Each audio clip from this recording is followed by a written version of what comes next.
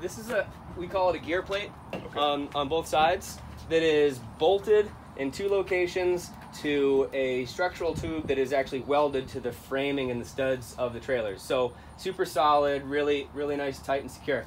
These 2 pins are different, you guys. We've got this T-handle pin is actually a locking / unlocking pin. So if I pull it and I turn to the right 90 degrees, it's going to slip into an unlock collar, which is going to keep it unengaged. Okay, right? okay. This is kind of a safety feature, but it also allows for one user to set it up without needing, like you 2 guys, we're going to both do it together. Right. I'm able to do it now really myself because this is going to stay unlocked. I don't have to worry about it now.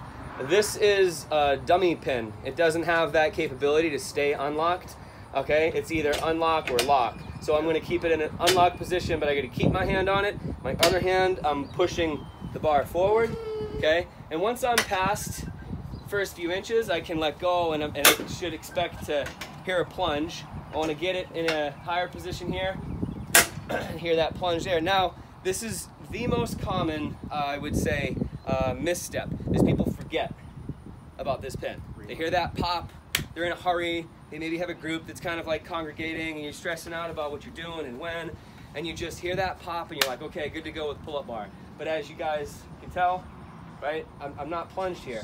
So it's really important you get both points nice and secure. So like I said, I'm going to pull back tension, turn it 90 degrees so that it actually plunges through those grooves, and then in some cases you have to shimmy it a bit until you hear that plunge pin.